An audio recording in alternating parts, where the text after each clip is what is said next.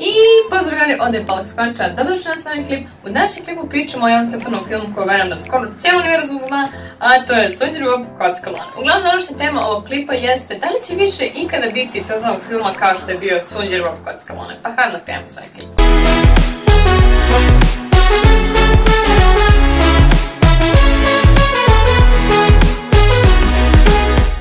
Ok, kao što znate ili ne znate, prva epizoda Sunđer Boba se emitovala na Nickelodeonu u Americi 1999. godine. Počela je sve tu i uglavnom prva epizoda se zvala Potreban radnik. Uglavnom, ako niste gledali tu epizodu i radili se o tome da Sunđer Bob želi se zaposli u Keba kravi, međutim kada ga Bosa krava ili Ignjusla vide, oni misle da je on nesposoban za rad u Keba kravi, ali na kraju epizode se ispostavi da se on zapošljava u Keba kravi i da je on jedan super talentovan dečko ko hoće da radi. To se ispostavi na kraju te epizode. Ako je niste gledali, imate sigurno online da nađete na našoj sinhronizaciji. Ostavit ću link u deskripciji jednog najboljeg sajta za sve generalno crtače, ne samo za Sunđer Boba, tako da možete da ga pogledate.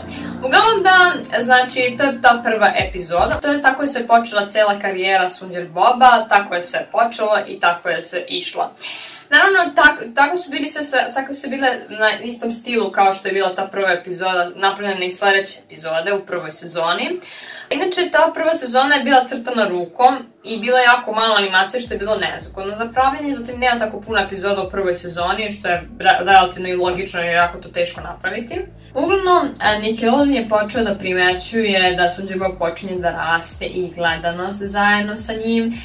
Također, Sunđer Bob je počeo da prestiže i druge crtače sa Nickelodeonom, ne samo sa Nickelodeonom, nego generalno. I onda su pustili Sunđer Boba 2002. po cijelom svetu. Mislim da je 2002. nisam baš sigurna, ali znam da se kod nas prva epizoda prikazivala kod nas 2002. godine. Tad se moj brat rodio, pa ono znam po njemu. Uglavnom da, tad se prikazala prva epizoda Sunđer Boba Kocka Lana i tako je sve počelo. I da, znači, počela je ta njegova karijera, ne samo u Americi, nego i po cijelom svijetu. I tako su počele epizode da se nižu, sve dok nisu dostigli gledanost kao najpoznatiji američki show ikada, Simpsoni. Ako ne znam šta su Simpsoni, bolje ih pogledajte, imate na Fox, ako imate Fox. Pošto, inače vlasnik tog američkog showa Simpsona je Fox i onda je Sunđer Bob dostigao skoro istu popularnost kao Simpsoni. Oni su počeli da podržavaju Sunđer Boba, to jest Fox je počeo da podržava Nickelodeona u njihovim epizodama Simpsona. Evo, na primjer, neke epizoda Simpsona da se pojavlja. Deca su počela jako da vole Sunđer Boba, znači ogromna popularnost. Ali to do duše nije promenjalo Sunđer Boba. Dok današnji crtači čim uvide popularnost i slavu, odmah se unište. I to je prosto neverovatno, ne znam zašto to urade, ali odmah se unište čim vide slavu, popularnost, novac. Meni je to jako žalosno da čujem, zato što crtani filmovi nisu napravljeni zbog toga, nego da usreće ljude. Ali iznenada su se vremena promenjala. Sunđer Bob, znači, dostigao je ogromnu slavu i nastavio sa dobrim radom i dobrom pričom. Dok mnogi crtači izgube priču posle toga. Znači, zbog te velike popularnosti, čak su napravili i prvi film o Sunđer Bobu Kocka Laneu. Evo, ovo je prvi film Sunđer Boba Kocka Lanea. Uglavnom, taj film nije dostigao ogromnu popularnost, ali bio je popularan jedno vreme. Ja se sjećam kad sam ga gledala kao manja, ali doduše ja sam ga gledala u originalnoj verziji na engleskom, pošto nažalost sinhronizacija na srpski ne postoji za ovaj film, što mi je malo žao, ovo je bio prvi Sunđer Bobov film, ali doduše ljudi moram reći, radnja je bila onako nekako, nije bilo nešto, ali je bio je dobar film, ne mogu da grešim dušu, s obzirom da je bilo 2010. godina. Znači, uglavnom bio jako popularan taj film jedno vreme, ali nije dostigao ogromnu popularnost. Sljedeći film koji je bio relativno skoro, koji je dostigao ogromnu popularnost i mogu da kažem da to je jedan najbolji film za jedan serijski crtani kao što je Sunđer Bob ikada. To je Sunđer Bob na kopnu. Stvarno taj film su odlično uradili, moram reći svaka čast. Znači, ima priču, ima sve, znači stvarno je moćan. Ja sam ga gledala sjajan. Znači, uglavnom, da ako niste gledali taj film, molim vas ga pogledajte, je strašno dobar. Ako ga niste pogledali, ja stvarno ne mogu da vam rekam. Samo pogledajte, stvarno je dobar film, ja vam preporučujem ako niste do sada. To je drugi film o Sunđeru Bobu Kockaloneu. I ove godine treba da izađe treći film, ljudi.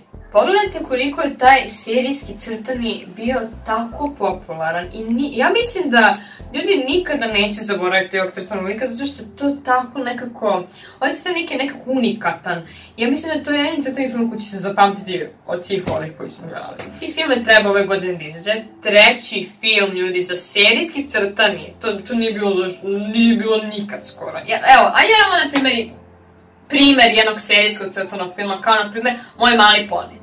Evo, koliko filmova ima ukupno Moj mali poni zajedno sa gledanošću? Samo jedan. Dok Sunđer Bob ima 3 filma skoro. 3 filma, serijski crtani film. Pa to nije bilo, to se nikad nije desilo. Samo Sunđer Bobu se to desilo. Pa znate što ću da kažem. I uglavnom treći film treba ove godine da izađe, međutim, nije zbog koronavirusa. Meni je bilo iskreno malo žao jer sam htjela da vidim kako izgleda taj crtani film.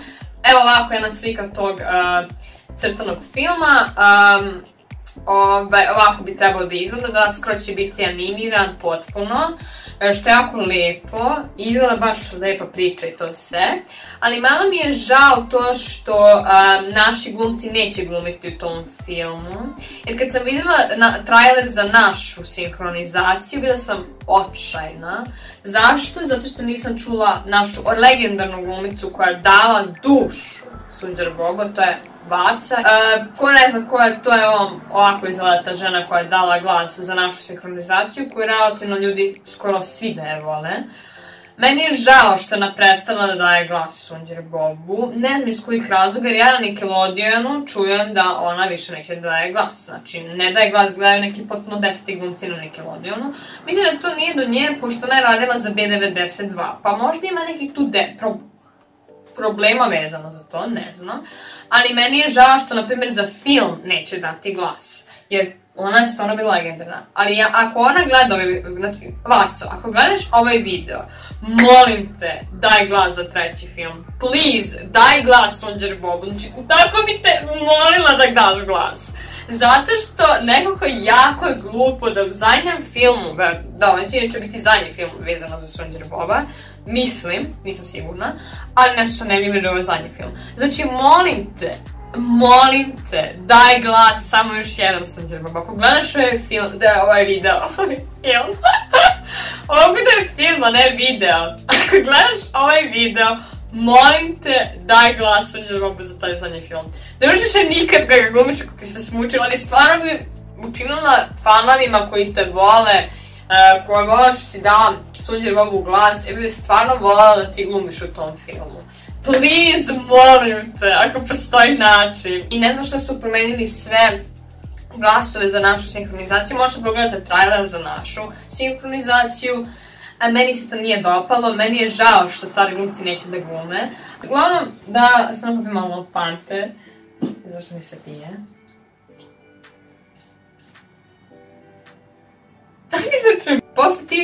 Posle ta dva filma, prva dva filma, Sunđer Bob bio veoma popularan, prodavali su se igračke, inače ova igračka koja sad držim, ona je bila napravljena kad je napravljen taj Sunđer Bob film, to je drugi Sunđer Bob film, a to je Sunđer na kopnu.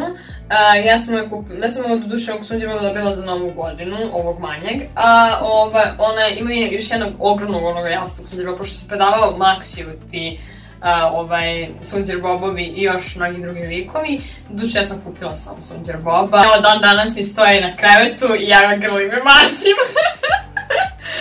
Zajedno sa ovim malim Sunđer Bobom. Takva dva filma su stvarno učinila Sunđer Boba nešto savršeni. Međutim, šta se desilo? Ovdje ćemo sad doći do jednog dramatičnog dela. Krenuo Sunđer Boba, Steven Hillenburg, koji je bio i producent svega ovoga. On je bio, znači, kreator Sunđer Boba i... Inače, ako ne znate ko je bio Steven Hillenburg, znači Steven Hillenburg je ponavljam bio kreator Sunđer Boba, također je bio i biolog, bavio se uglavnom biologijom. Bio je i animator, bio je i producent. Međutim, preno 2 godine on je umro od jedne bolesti. Meni je iskreno bilo žao kad sam to čula i mnogi fanovi su na Twitteru, Instagramu, uglavnom svuda, bili žalosni i bilo im jako žao što je sve to desilo. Međutim, od kada je Steven Hillenburg umro, Nickelodeon je nastavio da pravi te nove epizode, relativno skoro. I nažalost, te epizode su počele su da budu ok u jednom momentu, ali one su počele da budu dosadne. Počele su da gube priču, počele su da gube kontekst. I tako su epizode počele da padaju. Počela da pada gledanost, opasno.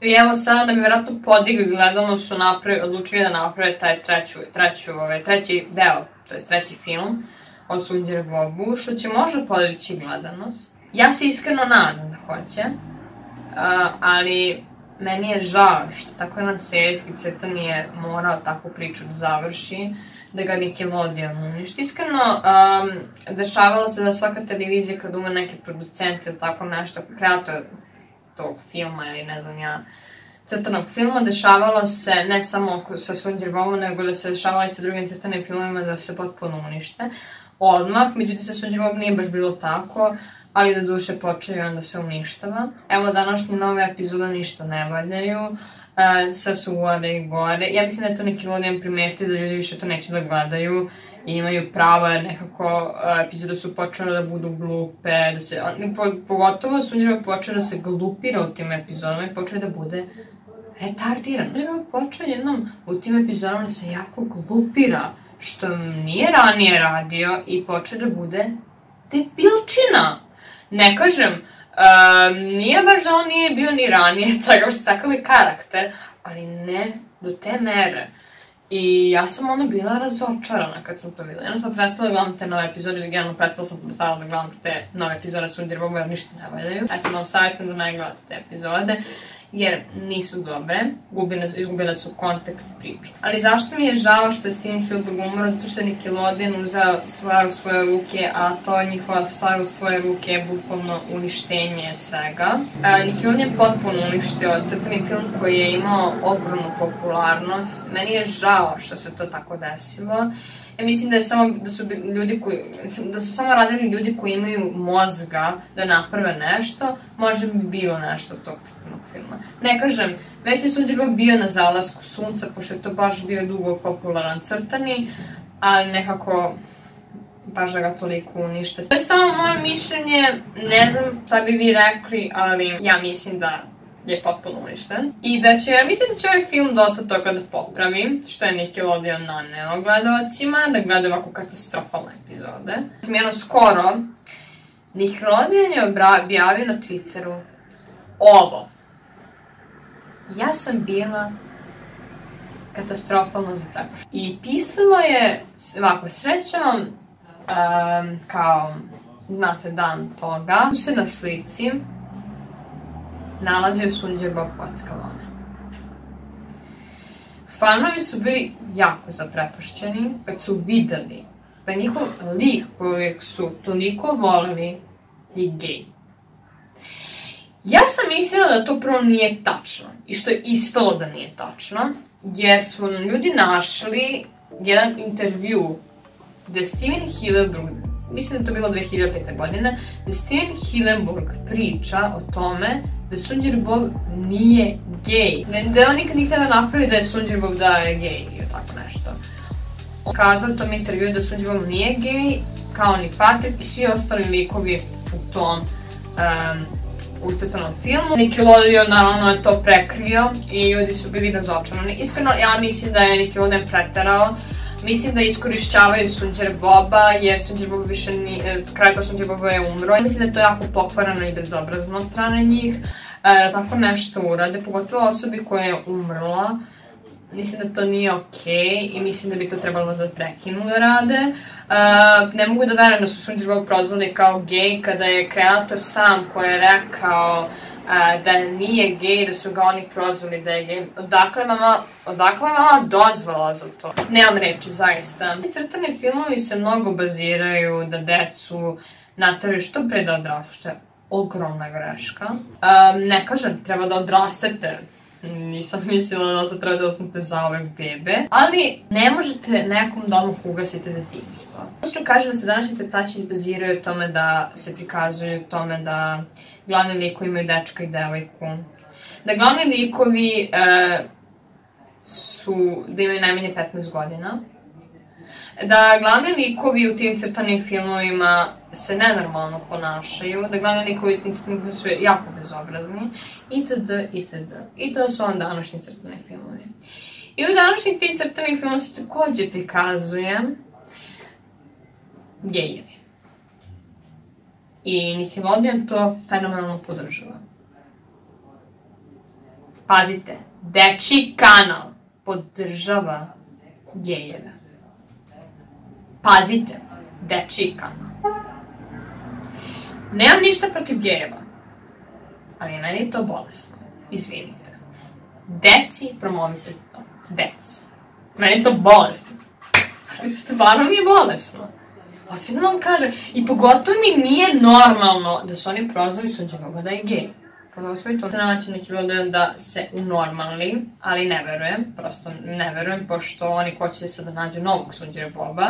Da odgovorimo sada za sve ovo što sam sada rekla, da li će više ikad biti crtanog filma kao Sunđer Bob? Pa, odgovor je ne. Zašto? Zato što Sunđer Bob je crtani film koji je imao priču, koji je imao dobru animaciju donekle, animacija nikad nije bila bitna, imao je uglavnom priču, imao je radnju, imao je zbivanje. Dok drugi crtači to ne imaju. Ovi novi crtači. Tako da očekujte da ove godine i generalno sledećih godina neće biti dobrih crtača. Jako slabo. Ne verujem da će više i biti crtača kao što su bili, na primjer, Moj mali poni i još mnogi crtači. To nemojte više da očekujete, zato što od toga neće biti ništa. To je sve što hoću da kažem, znači, da li ćeš ikad biti crtanog filma kao što je bio Sunđer Bob? Ne, ali možda neko ustane. Možda. Ali to je skoro nemoguće, tako da ne. Eto, to je to. Znam, ovo je bio jedan malo duži klip, ali eto, ispričala sam ono što sam imala. Tako da, eto, to ljudi, ostavite like, subscribe, share, vidimo u sledećeg klipu, pozdrav! Close to the sun